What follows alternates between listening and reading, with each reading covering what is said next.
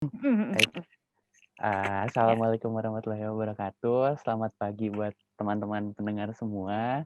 Jadi, untuk edisi pertama untuk podcast-nya kali ini, kebetulan dari kelompok kami, berkesempatan untuk berbincang-bincang secara langsung dengan Bu Dwi Hasuti. Nah, Ibu Dwi Hasuti ini merupakan salah satu dosen di Departemen Ilmu Keluarga dan Konsumen, dan tentu saja beliau merupakan dosen tercinta kami di mata mhm. kuliah pengembangan karakter. Jadi mungkin, Bu Tuti bisa, perkenalan lagi gitu, Bu, sambil mungkin buat Oh, teman-teman di luar kampus yang kebetulan mhm, mendengarkan, bincang-bincang kita kali ini mungkin masih belum tahu gitu, Bu, siapa sih Ibu gitu.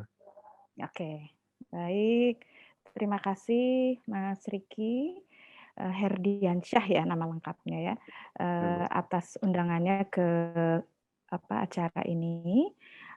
Sehari-hari seperti sudah diperkenalkan tadi oleh Riki, saya di Departemen Ilmu Keluarga dan Konsumen itu di divisi perkembangan anak. Jadi khusus memang divisi ini, mempelajari begitu ya, dan mengembangkan keilmuan yang terkait dengan bagaimana mengembangkan anak ya, anak-anak itu kalau anak itu berarti 0 sampai 18 tahun gitu ya, termasuk remaja, supaya dapat tumbuh dan berkembang kualitasnya secara holistik, sehat, cerdas, dan berkarakter.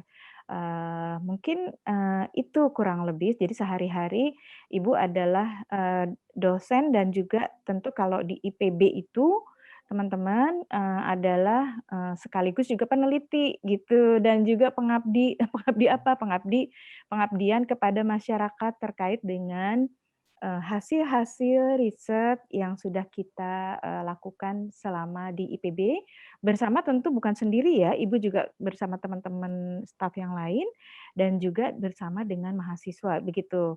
Mahasiswa bimbingan biasanya baik S1, S2, S3 gitu, melakukan, riset ya terkait dengan topik-topik yang relevan dengan masalah-masalah pada, anak-anak dan remaja. Begitu mungkin pengantar dari Ibu, Mas Riki. Oh, berarti wah Ibu ini udah hebat banget lah ya teman-teman.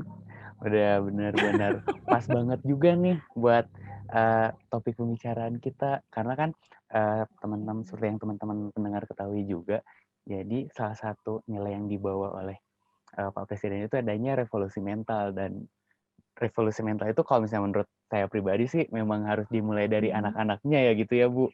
Kalau misalnya dari Betul, anak-anaknya dibentuk dengan nilai-nilai kebaikan, pasti saja terbawa sampai besar gitu kan ya, Bu, ya? iya, tepat sekali.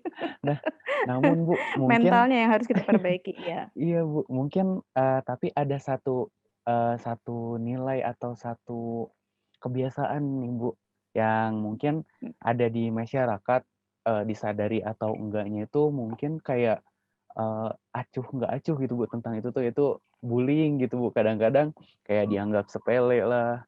Nah, kalau misalnya dari sudut pandang Ibu sendiri, bullying itu apa sih Bu? Lalu kriteria seperti apa sih, Bu, yang masuk ke bullying itu? Kadang-kadang kan mungkin kalau misalnya ada yang teman-teman bercanda itu kayak, padahal itu tuh masuk bullying, tapi kayak, "Ah, kamu mah baperan aja," gitu, malah disebut Oke. bullying-bullying gitu. Kalau dari sudut pandang Ibu sendiri, apa sih, Bu, bullying itu?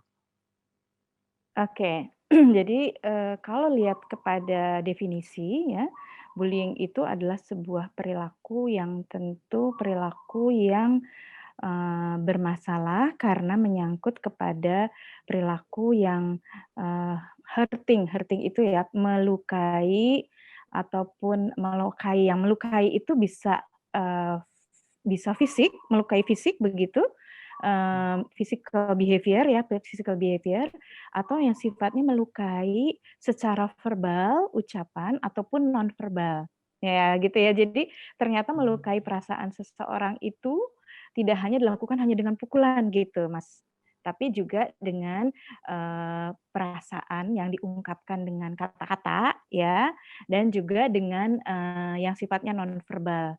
Misalnya yang nonverbal itu menjauhi ya, mengucilkan seseorang, kemudian, memboikot seseorang, "Oh jangan bicara dengan dia," gitu. Itu mengajak orang untuk melakukan, sesuatu, apa namanya, perasaan yang melukai si korbannya. Nah, Mmm, itu sebetulnya, definisinya secara umum seperti itu. Dengan demikian, bullying itu terkait dengan, luka perasaan dari si korban, begitu. Luka perasaan, luka luka hubungan gitu ya, Mas, ya, maupun mhm. luka secara fisik yang sifatnya itu, memukul ataupun melakukan apa, menganiaya, begitu sampai seperti itu. Itu yang disebut dengan bullying, begitu.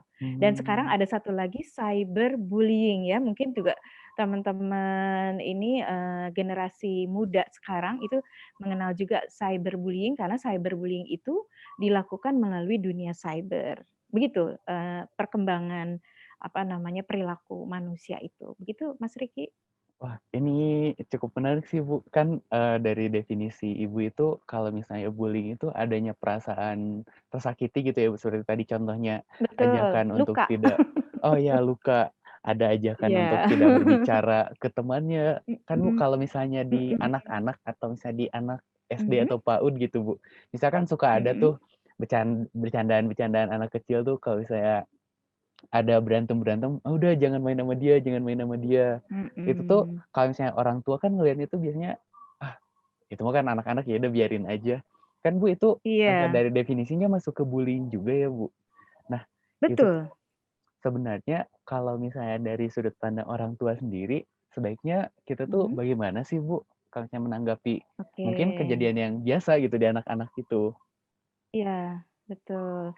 Baik, terima kasih ya, Mas Riki. Ya memang, inilah yang kami juga lakukan, maksud saya di apa, IPB itu kan harus mengedukasi orang tua ya. Bagaimana kita bisa memberikan, penguatan pengasuhan kepada orang tua agar hal-hal yang, kesalahan-kesalahan yang mungkin bisa kita hindari kepada, anak yang dilakukan orang tua itu bisa menjadi lebih kecil lagi karena orang tua mengerti bahwa kalau misalkan ada kejadian di mana anak menyakiti hati temannya, kemudian dibiarkan dengan alasan, "Ah, itu kan wajar anak masih kecil," gitu ya, terus, "Kan cuman begitu aja." Nah, itulah yang harus kita koreksi. Begitu. Jadi, apa namanya, yang pertama ya, koreksi itu adalah pada sikap orang tua, ya. Sikap orang tua ketika menghadapi anaknya melakukan satu, apa namanya tadi, seperti dicontohkan Riki ya, misalnya, "Ih, jangan ditemenin, itu nggak usah apa, yuk nggak usah nemenin temen itu," gitu, "Dia bandel sih," gitu kan, gitu ya. Terus kemudian Ya, orang tua Bu. ada di belakang anak, tentu itu adalah suatu perilaku yang salah, gitu. Itu ibu kasih, apa namanya, warning dulu, itu perilaku salah. Mengapa? Karena semestinya ketika orang tua menemui anaknya melakukan hal itu, maka yang harus dilakukan adalah bertanya terlebih dahulu, "Kenapa, memang anak itu?" Gitu ya. Kita Mmm, coba temukan, dan juga hargai perasaan si anak kita. Apa yang terjadi hingga dia mau memboikot temennya atau mau, nggak berbicara lagi, "Ah, nggak mau temenan lagi sama dia," gitu kan, anak-anak ya, sering Bu. begitu ya, Riki, "Nggak usah ditemenin lagi, dia mah begini, begitu." Nah, itu justru menjadi pijakan perilaku berikutnya pada anak ketika dia sudah sekolah dan ketika dia sudah dewasa, gitu. Jadi Mmm, justru ketika ada kesempatan anak melakukan seperti itu, maka yang harus dilakukan oleh orang tua tuh justru, "Oh, iya, kenapa sayang? Sini sini, sini, jelasin dulu ke Bunda, memang apa yang dilakukan temanmu sehingga kamu tidak mau lagi berteman?" Gitu kan. Mestinya ya, Bu. seperti itu kan, iya. Eee, "Iya Bunda," atau "Iya Mas, soalnya dia nakal-nakalnya seperti apa? Boleh Bunda tahu?" Gitu. Nah, itu berarti orang tua bersikap apa di situ? Bersikap netral. Ya, Mmm, karena ketika orang tua bersikap membela anak, ya walaupun sebetulnya anak itu salah, maka anak akan menjadi sewenang-wenang, gitu. mmm, Karena dia merasa, apapun saya salah atau benar, orang tua pasti behind me, pasti akan dibela oleh saya, gitu. Dan itu salah. Ya, jadi harus kita koreksi. Jadi kita bilang, "Oke, kenapa memang teman kamu? Kenapa kamu sampai nggak mau lagi bermain sama dia?" Gitu. Jadi kalau misalkan, "Iya Bunda, soalnya dia begini begini." "Oh, mungkin," gitu ya. Jadi orang tua memberikan, pelajaran juga kepada dia, kepada anak kita itu walaupun masih kecil. Justru pada kesempatan dia masih kecil, maka kita mudah mengoreksinya, Riki. Mmm, Tapi kalau ketika sudah dewasa, remaja lah gitu atau itu akan sulit karena dia akan merasa, saya yang paling benar gitu.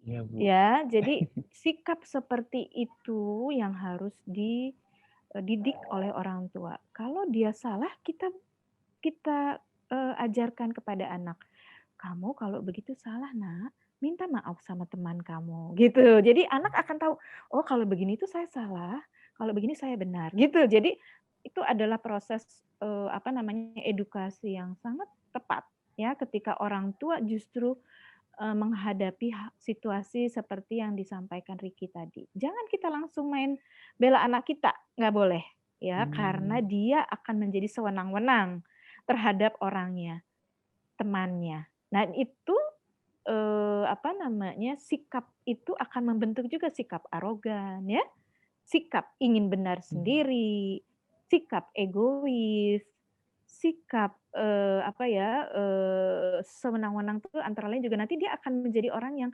bisa bisa fitnah, ya. Misalnya gitu, "Iya Bunda," padahal dia nggak sebenarnya nggak si temannya itu nggak sebetulnya nggak sejahat itu, tapi ya mungkin kan namanya juga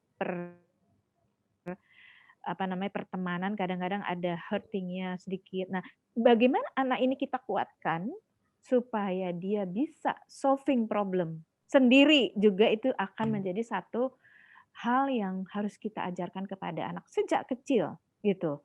Jadi kalau orang tua melihat ini anak kita itu sudah tidak adil terhadap temannya, kita harus koreksi dia gitu. "Nak, tidak boleh seperti itu. Kalau kamu seperti itu, kamu nggak punya teman nanti," gitu. Jadi latihan terhadap konsekuensi kepada si anak itu harus kita berikan sejak kecil, itu supaya dia tahu menghargai teman, ya. Kemudian dia bisa solving problem, mandiri. Karena kan orang tua tidak akan selalu berhadapan, tidak akan selalu ada di bawah, di depan dia atau di belakang dia. Dia suatu hari harus menyelesaikan masalah sendiri, bagaimana dia bisa berbicara dengan temannya, gitu, Mas Riki. Oh, iya, Bu. Jadi memang mungkin, yang masih menjadi hal yang sulit untuk diubahnya itu rasa kasih sayang dari orang tuanya ya, Bu? Maksudnya tuh kayak pengungkapan kasih sayangnya itu terkadang karena sayang jadi kayak nggak pengen anaknya kelihatan Mhm, salah gitu ya, Bu? Padahal mungkin anaknya tuh kalau misalnya betul, anaknya tuh udah salah, harusnya itu, diberitahu mana yang benar dan mana yang salahnya gitu kan ya, Bu? Dengan konsekuensinya betul, juga. Yang masih betul. mungkin yang Kenapa tuh? ya, Kenapa? Agar si anak bisa selalu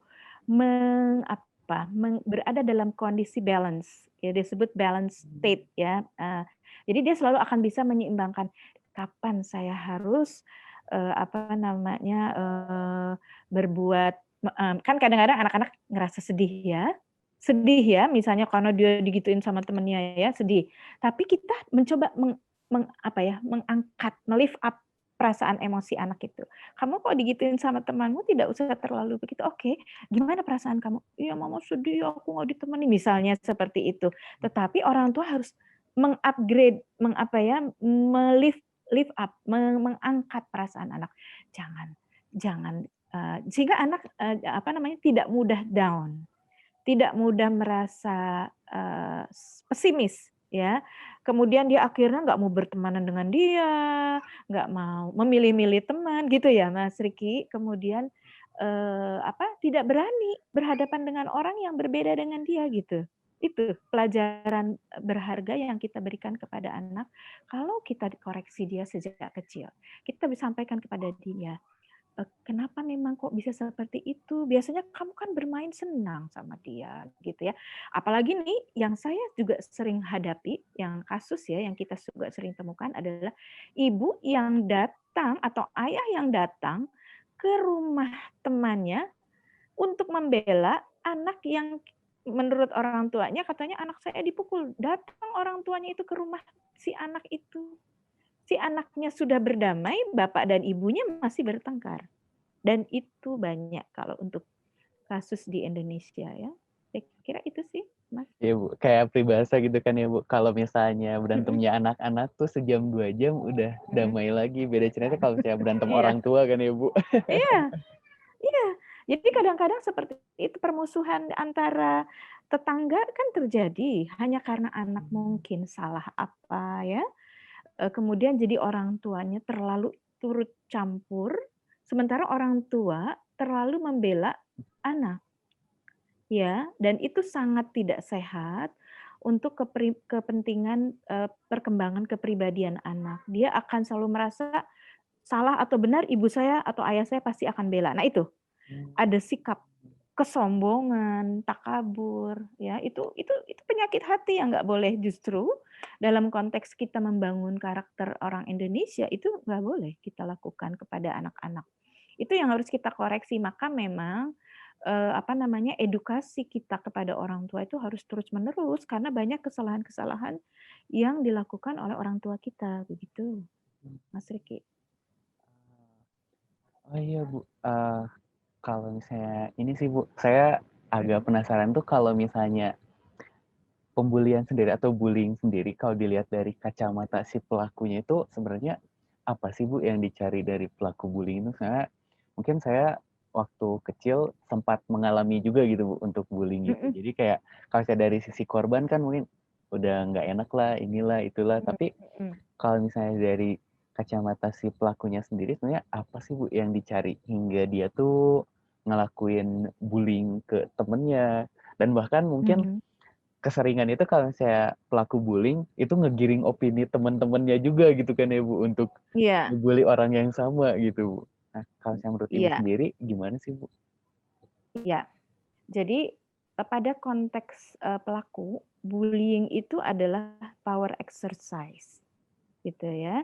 Jadi anak mengeksersis kekuatannya terhadap teman lain, gitu. Jadi Mmm, kalau pelaku ya, ini dalam konteks pelaku ya, dia entah, self control-nya itu terlalu tinggi, yang mana dia, self control-nya itu, apa namanya, kan setiap perilaku itu harus ada kontrol diri ya. Nah, ada yang anak yang over PD tadi, yang sebetulnya, akar masalahnya itu adalah pada keinginan untuk diakui, gitu. mmm, Power exercise kan gitu. Keinginan untuk diakui oleh, teman atau kelompok teman, sehingga dia melakukan itu terhadap korban.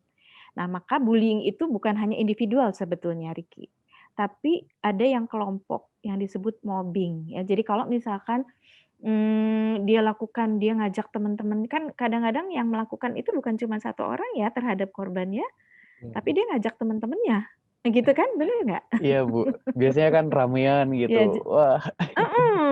Nah, itu ada juga konsep di mana ada ketua ketua ketua pembuli yang memberikan kesempatan kepada anak-anak pemula untuk membuli orang. Nah, di situlah ada konsep kalau untuk peer group itu ada konsep, yang disebut loyalitas terhadap kelompok. Nah, ini yang sebetulnya yang mobbing, yang, bullying yang berkelompok ini lebih lebih, severe akibatnya ya. Karena di situ kontrol, misalnya dia apalagi dia pelaku bullying dan sebagai ketua, dia kontrolnya tuh kuat, ya. Jadi dia bahkan membuli sebetulnya karena dia ini membuli teman-teman bawahannya itu loh, anak buahnya yang kita bilang anak buah dia ya gitu. iya, Bu. Bahkan kan bully itu bisa sampai ambil uang ya, malak Mmm, uang. iya, Bu, Nah, itulah sampai malam. yang menjadi cikal bakal ya, perilaku yang antisosial berikutnya ketika dia sudah, remaja atau dewasa. Jadi menjadi kriminal nantinya jatuhnya ya, karena dia sudah melibatkan, apalagi kalau dia sudah dewasa gitu ya, kemudian dia melakukan perbuatan ini tentu bisa dihukum. Mmm, kan itu gimana ya, Bu, kalau saya menurut saya kayak jadi dari awalnya itu karena di kelompok kecil, kalau misalnya dibiarkan kan bisa aja jadi dia membentuk kelompok besar yang malah makin membuli kemana-mana gitu ya, Bu. Itu mungkin terjadi nggak sih, Bu? Mungkin. Nah, Mungkin kan tadi saya bilang ya, membuli orang itu exercise, power exercise. Ya, bullying memang sering kali kita temui di masyarakat. Dan ternyata salah satu alasan yang menyebabkan terjadinya bullying adalah kurangnya pengawasan dari orang tua. Adanya ikatan yang kuat antara orang tua dan anak tentu saja akan meminimalisir terjadinya bullying di masyarakat. Selain itu, bagi korban pun dengan adanya ikatan yang kuat dari keluarga, dukungan yang baik dari lingkungan akan mempercepat proses healing dari luka yang telah terjadi selama masa dia mengalami proses bullying. Ya, mungkin cukup sekian pada podcast edisi pertama kali ini. Terima kasih untuk para pendengar semua. Semoga teman-teman suka podcast ini dan juga semoga teman-teman semua bisa mengambil nilai-nilai baik dari bincang-bincang hari ini. Terima kasih. See you next time.